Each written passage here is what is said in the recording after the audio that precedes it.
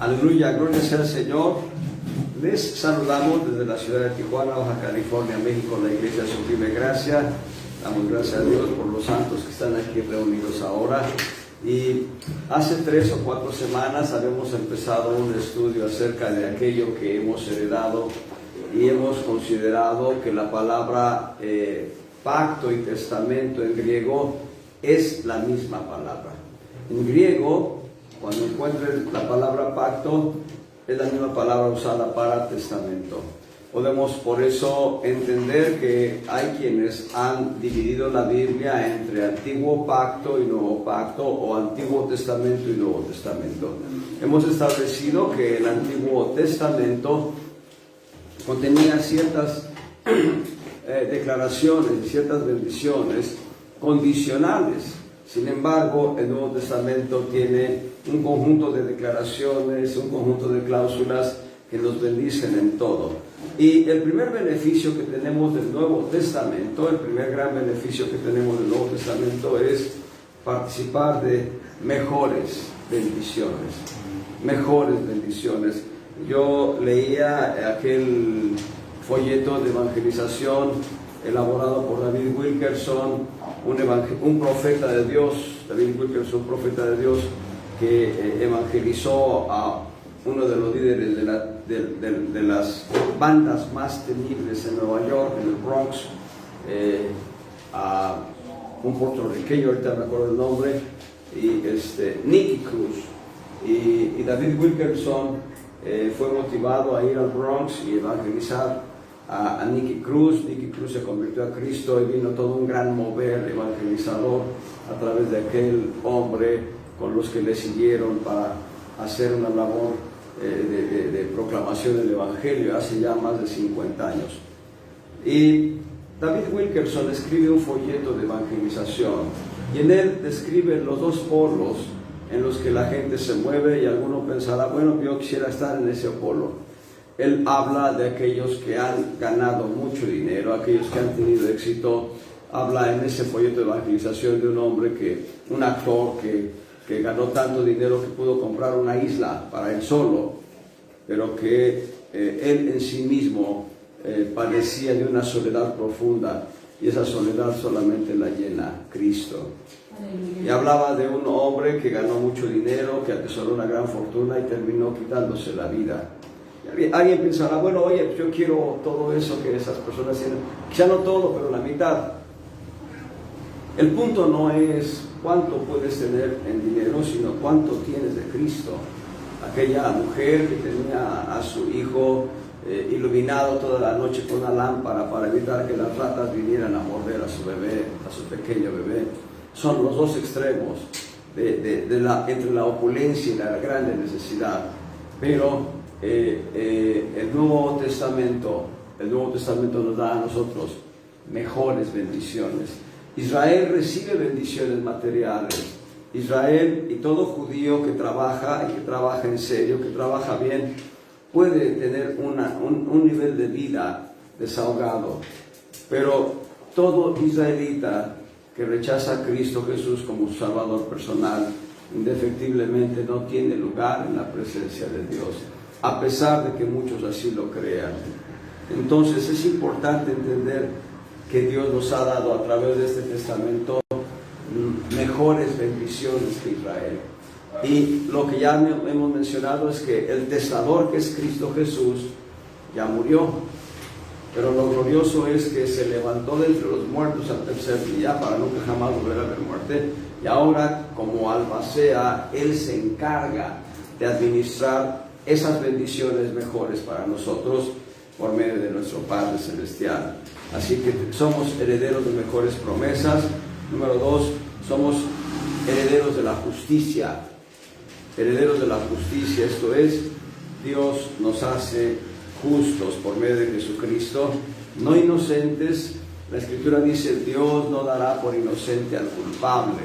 Yo era culpable de homicidio, yo era culpable de robo, yo era culpable de fraude, era culpable de muchos pecados y de muchas maldades. Y lo que hace Dios más allá de declararme inocente, lo que hace Dios es castigar todo mi pecado en la humanidad de Jesús, para que la justicia de Cristo Jesús sea atribuida a mí. Y es como el hecho de que Cristo en la cruz se despoja de su justicia y la deja ahí en la cruz. Pero Él viene y se viste de mi inmundicia, de mi maldad, y Él permite ser castigado por mi maldad. Entonces el Señor me dice, ven y disfruta de mi justicia. Pero la justicia del Señor, dice el salmista, es justicia eterna. Tu justicia es justicia eterna y tu ley la verdad. Somos herederos de la justicia. También, número 3, somos herederos del reino. Nosotros estamos de paso en esta tierra, no somos ya ciudadanos de este mundo, de este sistema orquestado demoníacamente para que la gente viva en una armonía, entre comillas. La gente no vive en armonía porque hay mezquindades y hay egoísmos. Estaba platicando en estos días que pasaron apenas con un varón de Dios, un ministro de Dios, con la esposa de un ministro de Dios. Yo le decía, he encontrado en la Biblia algunos absolutos, es decir, algunas verdades completamente absolutas, totales diríamos, y mencioné por lo menos 2 de ellas. Y esas 2 verdades que son absolutas permean en este mundo en el cual nosotros no somos ciudadanos. ¿Qué verdades permean en este mundo? Número 1, dureza de corazón. Cualquier causa que le den al divorcio es ajena a la causa que el Señor Jesucristo dice, es por la dureza de vuestros corazones. Así que toda pareja que tiene diferencias y que empieza a romper y a separarse, uno o ambos están caminando en dureza de corazón. Dios nos permita tener corazones tiernos, corazones sensibles, para que nuestro matrimonio permanezca. Otro absoluto, escúchenlo bien, el principio de todos los males es el amor del dinero. El principio de todos los males es el amor del dinero. En Estados Unidos no se establecen leyes para tener control de las armas. En Estados Unidos hay mercados de armas. Uno puede ir a ciertas tiendas Walmart y comprar un fusil de asalto, un fusil de guerra. Así es, si uno tiene para pagar el precio, uno puede adquirir un fusil de guerra. Y después vienen todas esas calamidades que hemos visto en los últimos tiroteos de los últimos años, donde se han multiplicado exponencialmente las balaceras en lugares públicos, donde la gente homicida no tiene temor de Dios. Pero, ¿qué tiene que ver esto con el amor del dinero? La industria armamentista, la industria de la guerra, es una industria apoyada por muchos gobiernos, y eso es en razón del amor del dinero. Todo lo que puede generar la industria de las armas de guerra está originado precisamente en el amor del dinero. Y así podemos hablar de los laboratorios químicos, donde algunos laboratorios químicos no buscan la solución a las necesidades de salud de la gente, buscan multiplicar sus ingresos a través de medicamentos que son paliativos. Como no debo predicar de ello, pero ya les dije, como un absoluto, el principio de todos los males es el amor del dinero, y esos principios están permeando en todo el mundo. Y hay más principios absolutos. La paga del pecado es muerte. En fin, y quiero continuar. Hemos visto que somos herederos del reino, y hablamos de un reino invisible, hablamos de un reino inconmovible, un reino que no cambia, un reino que permanece eternamente. Gloria sea al Señor. Y número 4, también somos hechos herederos de la salud. Y yo expliqué, entendiendo por salud, el concepto salvación. Esto es, recibir la justicia de Cristo en nuestro espíritu, recibir la santificación en nuestra alma, y obviamente en un futuro lejano recibir la gloria del Dios eterno en nuestros cuerpos. Este cuerpo que tenemos hoy, este cuerpo que se desgasta, este cuerpo que envejece, que tiende a enfermar y que incluso puede tender a morir físicamente, será transformado, y esa transformación será gloriosa. Platicando con este ministro de Dios, me decía, y su esposa también, me decían ambos, hay por lo menos 6 diferentes transformaciones en 1 Corintios 15, y el deber nuestro es encontrar 7, pero son 7 transformaciones. Y vean, esto tiene que ver con la transformación de nuestro cuerpo. Solamente les doy la semilla. 1 Corintios 15, y para quienes el ser humano es tan inconforme que no tolera su propio cuerpo. Para quienes quieren ser bajitos de estatura porque son muy altos, bueno, Dios nos va a dar la estatura de Cristo. Pero vean lo que dice 1 Corintios 15, ahí en el verso 42, dice: así también es la resurrección de los muertos. Se siembra en corrupción, se levantará en incorrupción. Debo decirles, la solución contra prácticas corruptas no está en el hombre. El hombre por naturaleza es corrupto, el que me pongan enfrente. Pero Dios nos va a levantar con un cuerpo incorruptible. Es el verso 42.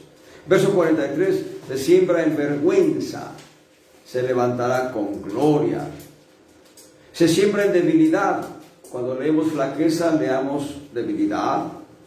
Dice, se levantará con poder. La palabra potencia ahí es poder. ¿Cuántos llevamos? 3 o 4. Bueno, vamos a ver otra vez. Se siembra en corrupción, se levantará en incorrupción. Se siembra en vergüenza, se levantará con gloria. Se siembra en flaqueza, se levantará con potencia. Se siembra cuerpo animal, resucitará espiritual cuerpo. Hay cuerpo animal y hay cuerpo espiritual. Verso 45. Así también está escrito: fue hecho el primer hombre, Adán, en ánima viviente, el postrer Adán en espíritu vivificante. Nosotros somos almas vivientes, pero vamos a ser transformados en espíritu vivificante. Vamos 5. Verso 46. Pero lo espiritual no es primero, sino lo animal, luego lo espiritual. Verso 47. El primer hombre es de la tierra, terreno. El segundo hombre, que es el Señor, es del cielo. ¿Cuál el terreno? Tales también los terrenos. ¿Cuál el celestial? Tales también los celestiales. Y hasta aquí, amados hermanos, hay 6 diferentes contrastes de resurrección. Nuestra naturaleza humana, nuestra naturaleza caída va a ser transformada, y eso es lo glorioso del caso. Y finalmente, ahí en el verso 49, como trajimos la imagen del terreno, traeremos también la imagen del celestial. Como pueden ver, tenemos un llamamiento a ser en semejanza de Cristo en todo por completo. Y vamos a continuar, esta es parte del repaso, así que estábamos en el punto 4, en el sentido de que somos herederos de salvación, entendiendo por salvación justificación, santificación y glorificación. La justificación ya nos fue atribuida en el Espíritu. La santificación está siendo atribuida a nuestra alma todos los días, y la glorificación será esa transformación en la que nuestro cuerpo, que está débil en algunas áreas, en el caso mío, bueno, fue un problema de presión arterial.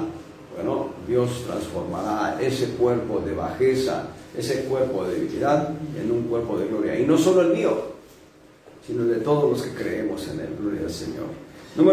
Eso es en cuanto a salvación. Y ahora, o salud, el concepto salud, perdón. El concepto salud no solo es en cuanto a salvación, también es sanidad para el alma y para el cuerpo en esta tierra. Tenemos derecho a sanar si en algún momento dado enfermamos. Y también salud divina, esto es una vacuna para no enfermar contra el tipo de mal que quieran ponerme en lista. Se cuenta el testimonio. Este es un testimonio que yo escuché hace ya muchos años. Se cuenta el testimonio de un hombre que fue infiel a su esposa. Y por ser infiel a su esposa, adquirió el virus de inmunodeficiencia humana, el SIDA, el síndrome de inmunodeficiencia. Y este síndrome, este virus, no tiene cura al día de hoy. Hay tratamientos paliativos para llevarlo al paciente hasta una vida de muchos meses o años, pero no desaparece el virus. Ese hombre que había sido infiel no contagió a la esposa a pesar de que tuvo con ella intimidad. Y no solo eso, la esposa quedó embarazada y el bebé no fue contagiado. Esto nos habla del principio de salud divina. Salud divina. Esto es la vacuna espiritual de Dios para no enfermar. Gloria al Señor. Y número 5, creo que ahí fue donde estuvimos hablando hace 2 semanas y no terminamos todo el concepto, pero somos hechos herederos de la gracia divina. Y tal vez no agotemos el tema de la gracia. Amados hermanos, la gracia es tan grande como la eternidad. La gracia es tan gigante como nuestro Dios. Vuelvo a decirlo. La gracia es tan grande como la eternidad misma. La gracia es tan gigante como nuestro Dios. La gracia no tiene límites. Hace años, una hermana en Cristo me dijo: pastor, ¿la gracia tiene límites? Y la respuesta de Dios fue esta: no, la gracia no tiene límites. Entonces, ¿por qué la gracia, si no tiene límites, por qué se limita? Porque nosotros la limitamos. Vuelvo a decirlo, la gracia es tan amplia y tan extensa como la eternidad. La gracia es tan gigante como Dios.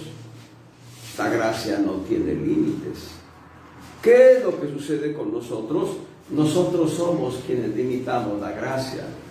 Bueno, tenemos hoy un lugar de reunión y somos un número que por gracia se ha formado, y si le pedimos a Dios conforme al Salmo número 2 y le decimos: danos a las gentes por heredad, Dios lo va a hacer. Dios va a traer almas. Solamente testifiquemos de Cristo nosotros. Y si Dios nos hace crecer, no hay límites para que Dios nos dé un local más grande si creciéramos como número de iglesia. Entonces, ¿cuál es tu necesidad? ¿Saben cómo le dice el rey Asuero a Esther? ¿Cuál es tu petición? ¿Cuál es tu deseo? Y dice: hasta la mitad del reino te será concedida. ¿Creen ustedes que Dios puede darles tanta bendición como la mitad del reino de Dios? Entonces, podemos pedir, empecemos por pedir que nuestro corazón sea transformado en el corazón de Cristo. Empecemos por pedir que nuestra alma sea cada día transformada como es Cristo Jesús. Y dejar que Dios llene nuestras gavillas de bendiciones. Dice Malaquías, dice: probadme ahora en esto, si no, yo abriré las ventanas de los cielos y derramaré bendición hasta que sobreabunde. Esa palabra probadme, el entendimiento que yo tuve cuando estaba hablando de ese tema es este: Dios está diciendo: den testimonio de que yo soy así. No tanto que vengamos a probar y decir: Señor, ¿será que me puedas dar un auto Ferrari?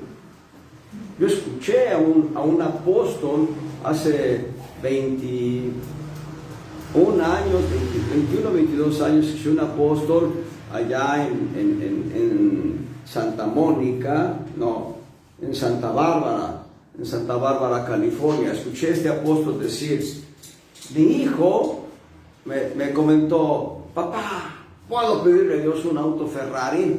Y el apóstol dice: claro que puedes pedir un auto Ferrari. Yo diría: seamos sensatos y cautos cuando pedimos. Seamos sabios, me refiero, no a limitarnos a pedir, no nos limitemos a pedir, pero seamos sabios al pedir. Les doy un ejemplo muy práctico, muy sencillo. Cuando Salomón es puesto por rey y David pasa a la presencia de Dios, Salomón inmediatamente lo que hizo fue buscar el rostro de Dios, y cuando habla con Dios, Salomón le dice al Señor: rógote que me des sabiduría, porque el pueblo que tengo que gobernar es un pueblo grande, muy grande. Salomón pidió sabiduría. ¿Saben qué hizo Roboam, el hijo de Salomón? No buscó el rostro de Dios. Cuando muere su padre Salomón, Roboam simplemente quiere entronizarse, quiere tomar el trono y no busca el rostro de Dios. Y de ahí vino la ruptura del reino en dos divisiones. Entonces, ¿qué es lo que debemos hacer? Bueno, Roboam le dijo a los ancianos: ¿qué quieren que haga? ¿Cómo aconsejan ustedes? Los ancianos dijeron: disminuye el yugo de tu padre, sirve al pueblo y él te honrará. Y entonces el rey Roboam dice: bueno, ahora voy a consultar a mis amigos de parrandas, a mis amigos de copas, que era impío. Roboam era un rey impío. Y entonces le dice: así me han pedido el pueblo, así me han dicho los ancianos que gobiernan. ¿Ustedes qué dicen? No, hombre, no hagas eso. Diles que tú eres, que tu padre era así de pequeño, tú eres más grande que tu padre, y que tú los vas a herir con escorpiones y con serpientes, así. Ahí se rompió el reino. ¿Por qué? Porque Roboam no pidió con cordura, no pidió con sabiduría. Puede alguien decir: bueno, yo quiero tener un Ferrari. Bueno, pues pídeselo al Señor. El día que te lo dé, vas a tener que estar cuidando el Ferrari, que no te lo roben, que no te asalten, que no... Mejor pide a Dios con sabiduría. Y Salomón empezó por pedir sabiduría. Yo diría, empecemos por pedir temor de Dios. ¿Saben cómo dicen los profetas? Algunos profetas, como Eliseo, decían: vive Jehová, delante del cual estoy. Y eso es tener conciencia de Dios. Y Eliseo no tenía necesidad de nada, porque tenía todo en el Señor nuestro Dios. Así que tengamos esto en mente, amados hermanos. Si tenemos necesidad de algo, si tenemos necesidad de la despensa, pidámosle a Dios: Señor, multiplica, hagámoslo y seamos sabios al pedir. Por eso digo, primero pidamos la transformación de nuestro ser, en nuestra alma sea semejante a Cristo, para que la gente nos diga: oye, tú eres diferente, eres distinto. Entonces estamos viendo que la gracia no tiene límites, pero nosotros debemos ser cuidadosos en la manera de pedir delante de Dios para no limitar la gracia divina. No limitemos la gracia divina. Hay 7 definiciones de gracia. No los recuerdo todos, pero se los menciono algunos, los que yo recuerdo. Número 1 es: gracia es la revelación de la plenitud de Cristo. Gracia es la revelación de la plenitud de Cristo. Apocalipsis 1:1, libro de la generación de Jesucristo. Perdón, libro de la revelación. Corrijo, no es así. Vamos a corregirlo bien. La revelación de Jesucristo. Así dice, ahora sí. La revelación de Jesucristo que Dios le dio para manifestar a sus siervos. El libro de Apocalipsis, la palabra Apocalipsis significa revelación. Y no es la revelación de Juan el teólogo, como dice ahí el título. Es la revelación de Jesucristo. Yo les he dicho ya en años pasados: cuando vengamos a la Escritura, vengamos a buscar qué se dice en ella de Cristo. Todo el libro habla de Cristo, toda la Biblia habla de Cristo. Y entonces, si gracia es la revelación de la plenitud de Cristo, el ejemplo más práctico es Pablo, el apóstol Pablo, Saulo de Tarso. Él estaba persiguiendo a la iglesia. Él estaba obligándolos a blasfemar. y permitía que fuesen llevados a prisión y hasta la muerte misma. Él pensaba que estaba persiguiendo una secta. Camino a Damasco, el Señor se revela a Pablo, a Saulo, y dice: Saulo, Saulo, ¿por qué me persigues? Lo tumba del caballo. Alguien dijo, era un caballo montando otro caballo, porque Saulo se comportaba como un caballo. Y el planteamiento es, ¿por qué me persigues? Y entonces Saulo reacciona y dice, ¿quién eres, Señor? Y la respuesta divina, yo soy Jesús, a quien tú persigues. Pablo pensaba que estaba persiguiendo a gente de aquella época, a Loida, por ejemplo, a Dorcas, qué sé yo, nombres propios de aquella época, pero en realidad estaban persiguiendo a la iglesia. Y eso es gracia.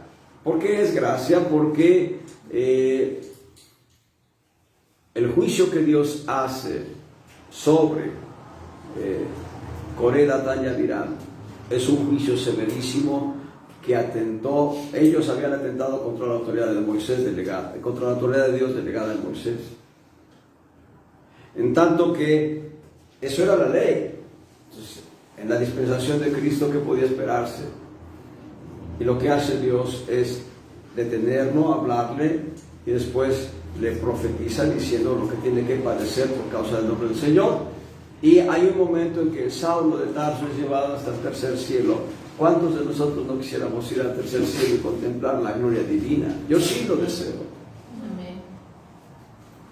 Entonces, eso es gracia, amados hermanos. Gracia es el libre fluir de las bendiciones de Dios. Es otra definición. Tal vez las esté dando en desorden, pero gracia es el libre fluir de las bendiciones de Dios. Y nosotros somos herederos de ello. Número 3, gracia es reposo en movimiento. Las estoy dando en desorden, que quede claro. Gracia es reposo en movimiento, es decir, que nosotros estamos descansando en Cristo y al mismo tiempo la gracia nos está llevando al cumplimiento del propósito del Señor, de ser transformados en la misma semejanza de Cristo y un día estar en su presencia por la eternidad a su lado. Aleluya. Y otra definición de gracia es el corazón de Dios para nosotros y a través de nosotros. Yo les pregunto, ¿quiénes son los pies del cuerpo de Cristo en esta tierra? ¿Quiénes son los pies? Nosotros. ¿Y quiénes son las manos del cuerpo de Cristo para bendecir en esta tierra? Nosotros, los creyentes. ¿Y quiénes son el cuerpo de Cristo que se mueve en esta tierra para evangelizar, para bendecir, para traer sanidades, para traer gloria de Dios? ¿Quiénes? Nosotros. Por tanto, ¿dónde está el corazón de Dios? Amén, está en nosotros. Y es el corazón de Dios para nosotros y para el resto de la gente. Eso es gracia. Eso es gracia. Y bueno, les he dado 4 definiciones de gracia, una más. Gracia es la provisión de Dios para hacer su perfecta voluntad. Y son 7, así que tengo que regresar a este estudio en otra ocasión, en las que tenga que definirles a ustedes 7 principios que nos definen la gracia divina. Gracia es la capacidad que Dios nos da para cumplir su perfecta voluntad. Se los he dicho muchas veces y lo reitero ahora. Yo no tengo la capacidad de hacer la voluntad de Dios, pero para eso me ha sido dada la gracia. Filipenses 4:13. Filipenses 4:13. Todo lo puedo en Cristo que me fortalece. Todo lo puedo en Cristo que me fortalece. No en mis capacidades, no en mis habilidades, en Cristo, dentro de Cristo, con Cristo. Podríamos decirlo de esta manera: con Cristo todo, sin Cristo nada. Muy bien, quiero avanzar y pagarles toda la deuda, a ver si podemos agotar hoy los 7 principios de nuestra herencia. Y número 6, somos herederos de Dios. Amados hermanos, de veras, poniendo la mano en el corazón, cada uno de nosotros debe ir a entender, debe meditar, debe cerrar un poco los ojos y meditar. No estoy heredando este planeta, no estoy heredando el sol. Por ahí ya en España hay una señora que se dice dueña del sol y que un día va a estar cobrando por el calor del sol. ¿Cuántas locuras hace la gente? No somos herederos del sol ni de la luna, no somos herederos de galaxias. Dios es nuestra herencia. Una cosa es que nosotros le pertenecemos a Dios por derecho de creación y por derecho de redención. Como Él nos crió, somos de Él. Y como Él nos redimió, pagó el precio de rescate, somos de Él. Pero cuando decimos, Dios es mío, Dios es mío, es parte de mi herencia. Gálatas 4:7 nos dice esto. Gálatas capítulo 4, verso 7. Así que ya no eres más siervo, sino hijo. Y si hijo, también heredero de Dios por Cristo. Vean quién nos hace herederos de Dios. Cristo. Cristo estableció en este testamento que dejó para nosotros, y además de heredar mejores bendiciones y heredar justicia y heredar un reino y heredar, Cristo estableció también tienen por herencia a mi Padre Celestial. Y Él estableció el precio de que tengamos por herencia al Padre Celestial. Somos herederos de Dios. Estaba yo en una reunión con mi familia hace una semana y salió el tema de la herencia de mi padre, un terreno allá en Esperanza, Querétaro, en la Sierra Gorda de Querétaro. Y ya les expliqué a mis sobrinos que mostraban interés en ello y lo platiqué con mis hermanos, algunos de ellos conocían algunos detalles. Pensar que tú puedas tener como herencia, digamos, una parcela donde puedas cultivar manzanas, peras, perones, etcétera, membrillos, ¿no? Suena bien. Y ahí te va todavía más. Pensar que debajo de esa tierra puedas encontrar algún metal precioso como mercurio, plata y quizá hasta oro. Suena mejor. Uno dice, pues vamos a buscarle, a rascarle, a ver si encontramos algunas pepitas de oro. Pero que Dios sea tu herencia. Hermanos, tener a Dios por herencia nuestra, por posesión nuestra, a causa de la muerte de Cristo, es glorioso. Dios es el autor de todo lo que vemos y de lo que no vemos. Así que Dios quiere que nos llenemos de Él como nuestra herencia. Dios quiere que nos llenemos de Él como nuestra herencia. ¿Qué dice, ya que estamos ahí muy cerca? Efesios 3:19.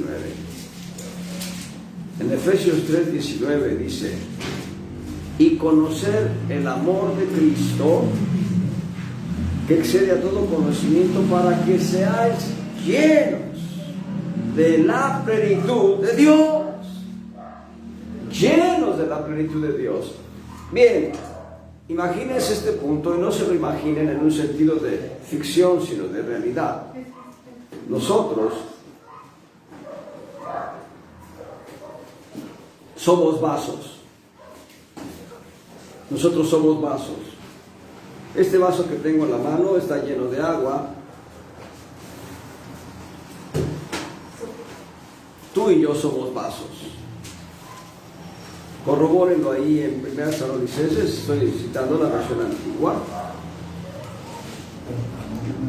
1 Tesalonicenses 4:4.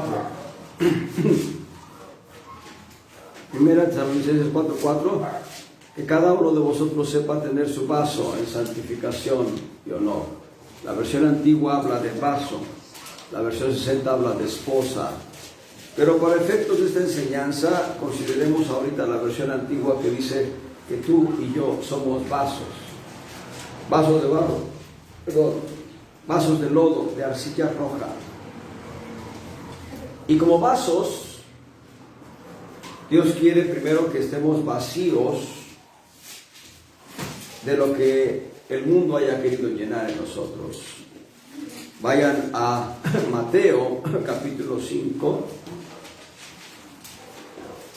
y vean en el verso 3 lo que dice. Mateo 5:3. Bienaventurados los pobres en espíritu. Esa palabra pobres habla de vacíos. Somos vasos y Dios quiere que estemos vacíos. ¿Para qué? Para llenarnos de Dios. Para llenarnos de Cristo. A veces nosotros queremos llenar nuestra vida con las distracciones que ofrece el mundo. Queremos llenar nuestra vida con las ofertas del mundo. Dios quiere que nosotros nos llenemos de Dios mismo. Él es nuestra herencia. Él es nuestra posesión. En 2 Corintios 13:13, vean cómo lo dice el apóstol Pablo. 2 Corintios capítulo 13, verso 13. La gracia del Señor Jesucristo y el amor de Dios y la participación del Espíritu Santo sea con vosotros todos. Amén. Y aquí nos está enseñando que debemos tener y guardar una correcta relación con Dios, nuestra herencia. Y nuestra relación con Dios, nuestra herencia es a través del amor. Amor ágape. Amor que es de Dios. Amor que es Dios mismo. Dios está esperando que nosotros moramos a lo que somos, a lo que tenemos y a lo que hacemos para llenarnos de su presencia, llenarnos de Él. Así que somos herederos del Padre y también somos herederos del Hijo somos herederos del Hijo en cuanto a que el Hijo o Cristo llene nuestras vidas. Colosenses 3:16. Colosenses 3:16, la palabra de Cristo habita en abundancia en vuestros corazones. Cristo es la palabra. Cristo quiere habitar en nuestros corazones. Cristo quiere estar llenando nuestro ser, nuestra alma. Que todo lo que pensemos, todo lo que consideremos sea Cristo. Vean lo que dice Efesios 3:17.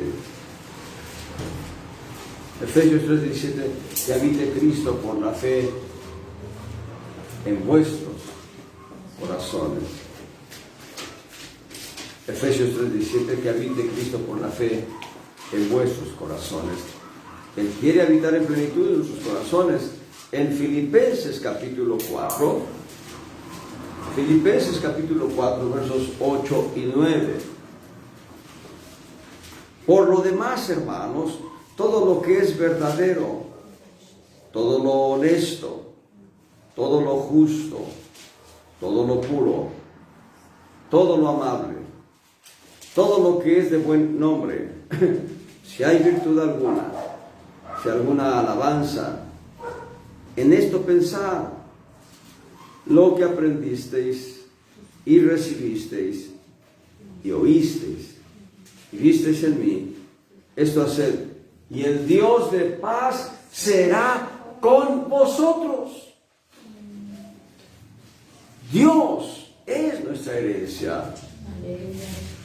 Bueno, cuando tenemos esto en mente, todo lo demás pasa a segundo término. Todo lo demás empieza a carecer de sentido cuando sabemos que Dios es nuestra herencia. Bendito sea el Señor. Dios quiere que nosotros experimentemos esta herencia, que la experimentemos. Bueno, yo conocí a un hermano en Cristo allá en el estado de California hace tiempo. Parece que fue el heredero único de, no sé si su abuelita o su mamá, algo así. El heredero único, una casa con no sé cuántas bienes, etcétera. Bueno, qué bendición heredar todo eso. Pero que tú y yo tengamos por herencia a Dios es cosa completamente distinta. Somos herederos de Dios. Puedes tú decirle, Dios, tú eres mío. Y el Señor te dirá, y tú eres mío. ¡Qué bendición! ¡Qué bendición! Y en Efesios, hablando ya del Espíritu Santo, ya hablamos del Padre, dijo ahora en Efesios capítulo 5, 18 al 20, vamos a ser llenos del Espíritu Santo. ¿Cómo? No os embriaguéis de vino, en lo cual hay disolución, mas sed llenos de Espíritu. ¿Cómo podemos ser llenos de Espíritu?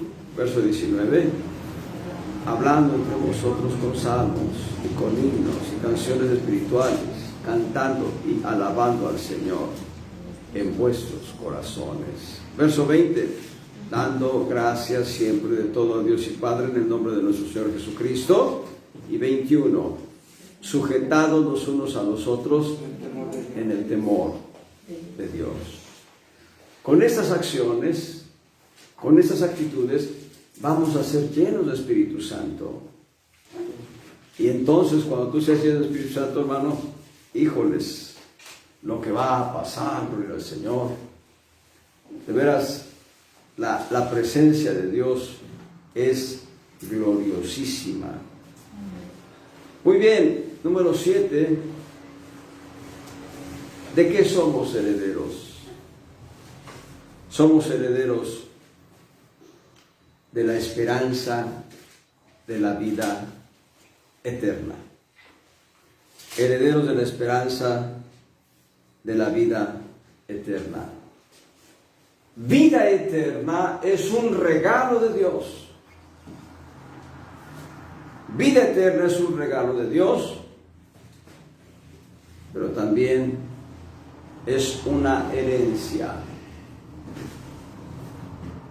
Es una herencia prodigada por Cristo a través de su muerte, sepultura y resurrección. Vida eterna es un regalo, pero también es una herencia prodigada por Cristo en su muerte, sepultura y resurrección. Veamos qué dice Tito 3:7. Tito capítulo 3, verso 7. Para que justificados por su gracia seamos hechos herederos, según la esperanza de la vida eterna. Tito 3:7. Ya somos hechos herederos según la esperanza de la vida eterna. Y ahora vean lo que dice Tito 1:2. Para la esperanza de la vida eterna, la cual Dios, que no puede mentir, qué hermoso. Dios que no puede mentir, prometió antes de los tiempos de los siglos Quiero que lo vean en esta perspectiva, amados hermanos. Antes de la fundación del mundo, antes que el mundo fuese, y yo agregaría, antes de que existiera el tercer cielo, y antes de que existieran los ángeles, los querubines, los serafines, antes de que existieran las criaturas celestiales, antes de todo, cuando solamente era Dios y nada más, en su plan divino, cuando Él consideró al ser humano como una criatura que habría de participar de la propia naturaleza de Dios, ahí Dios se comprometió y dijo: el hombre será una criatura conforme a nuestra semejanza. Y por ser una criatura conforme a nuestra semejanza, vamos a confirmar a través de un testamento la vida eterna, la esperanza de la vida eterna en la que se van a mover aquellos que crean en la gracia divina y en la redención que es en Cristo Jesús. Gloria al Señor. Gloria sea al Señor. Esto lo hizo antes que existiera lo que no se ve y lo que se ve. Antes. Eso es hermoso. Lo está diciendo para la esperanza de la vida eterna, la cual Dios, que no puede mentir, prometió, dice, antes de los tiempos de los siglos. Dios lo prometió. ¿Puedes imaginarte, antes de que tú y yo naciéramos, que Dios empezase a escribir en un libro una lista diciendo nuestro nombre, escribiendo la fecha de nuestro nacimiento, escribiendo la fecha de nuestra salvación, poner ahí vida eterna, escribir en el libro de la vida nuestros nombres? Dios prometió antes de la fundación del mundo que nos daría vida eterna. Ahora, la vida eterna ya empezó para nosotros. Si lo vemos en la perspectiva bíblica, dice el Señor Jesucristo en Juan 17:3. Juan 17:3 dice el Señor Jesucristo: esta empero es la vida eterna, que te conozcan al único Dios verdadero y a Jesucristo tu Hijo, al cual has enviado. Hubo un momento en que alguien nos evangelizó. Hubo un momento en que el Espíritu Santo nos redarguyó. Hubo un momento en que con nuestro corazón fue abierto y decidimos la salvación que es en Cristo. Invitamos a Cristo a nuestro corazón. Cristo entró en nuestro espíritu, lo regeneró, le dio vida eterna y ahora está transformando nuestra alma. Desde ese momento, podríamos decir, empezó la vida eterna en nosotros. Yo quiero ser más audaz, mucho más audaz, y quiero decirles, la vida eterna empezó para nosotros antes de la fundación del mundo, antes que naciésemos. No somos un accidente de la vida, somos el resultado de un plan diseñado por Dios antes de la fundación del mundo. Quiero que entendamos esto, amados hermanos. Cada uno de ustedes ya es un vencedor desde el momento en que fue concebido y nació. Y eso Dios ya lo sabía antes de la fundación del mundo. Vayamos a 1 Timoteo 6:12. 1 Timoteo capítulo 6, verso 12. Pelea la buena batalla de la fe. Echa mano de la vida eterna, la cual asimismo eres llamado, habiendo hecho buena profesión delante de muchos testigos. Esa palabra profesión también la pueden modificar como confesión. Habiendo hecho buena confesión. Amados hermanos, la vida eterna es una provisión de Dios a la cual podemos acudir, esa provisión de Dios, vida eterna, para cumplir la voluntad de Dios. Vuelvo a decirlo, la vida eterna es un recurso, es una provisión divina para que cumplamos la voluntad de Dios. Ahí mismo, 1 Timoteo 6, en los versos 17 al 19, dice: a los ricos de este siglo manda que no sean altivos, ni pongan la esperanza en la incertidumbre de las riquezas, sino en el Dios vivo, que nos da todas las cosas en abundancia de que gocemos. Verso 18: que hagan bien, que sean ricos en buenas obras, dadivosos, que con facilidad comuniquen. Verso 19: atesorando para sí buen fundamento para lo porvenir, que echen mano a la vida eterna. Y esto nos habla de poder hacer buenas obras en el consejo de Dios. En 2 Corintios 4, 17 a 18 dice: porque lo que al presente es momentáneo y leve de nuestra tribulación, obra en nosotros un sobremanera alto y eterno peso de gloria, no mirando nosotros a las cosas que se ven, sino a las que no se ven. Porque las cosas que se ven son temporales, pero las que no se ven son eternas. Sé que a veces hay aflicción, hermanos. Sé que a veces hay situación de apretura en nuestras vidas. No lo dudo. Pero esas circunstancias, Dios las quiere aprovechar para obrar en nosotros un sobremanera eterno peso de gloria. Alguien lo dijo de esta manera: si las circunstancias te oprimen, deja que te aplaste la gloria de Dios.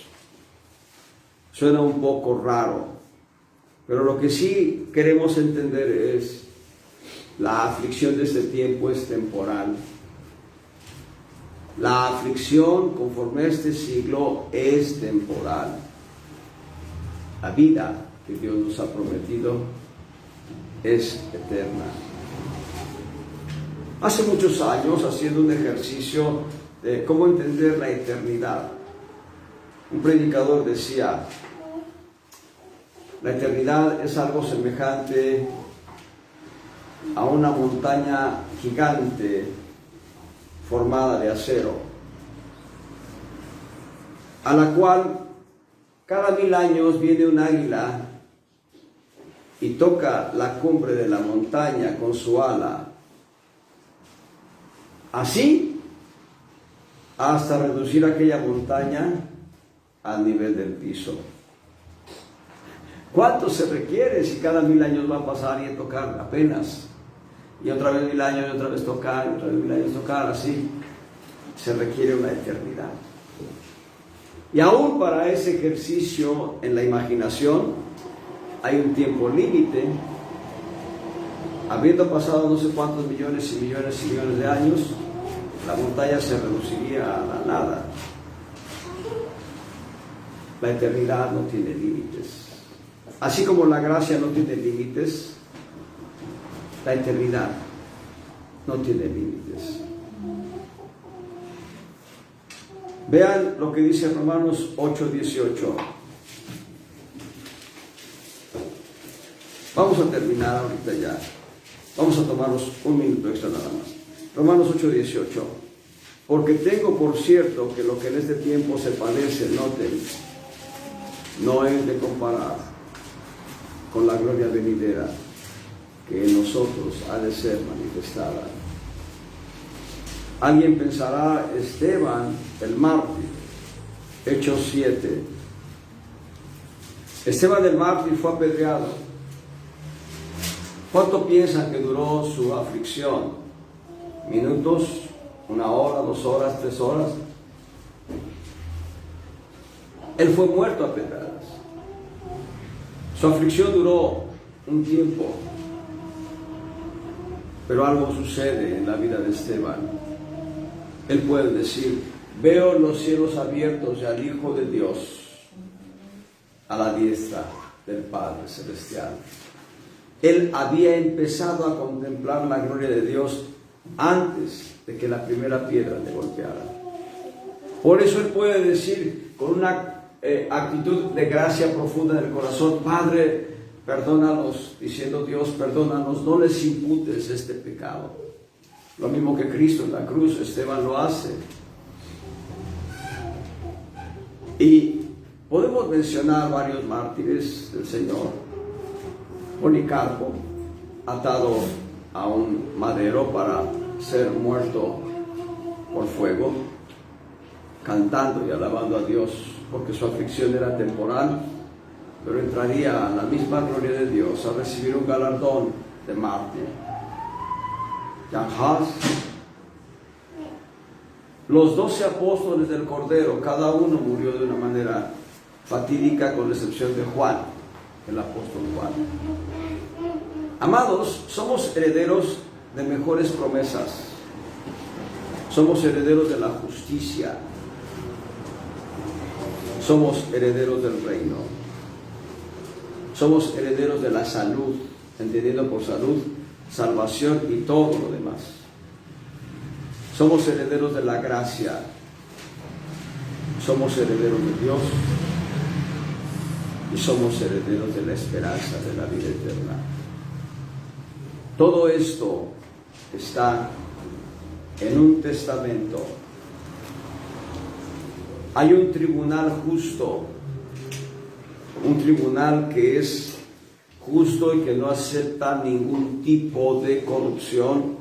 Es el tribunal divino del Padre, ante el cual Cristo Jesús, el autor del testamento y el abogado albacea de nuestra defensa, todos los días está pidiendo: Padre, yo te pido, yo te ruego que este testamento sea efectivo en la vida de los redimidos. Y ahí estamos nosotros.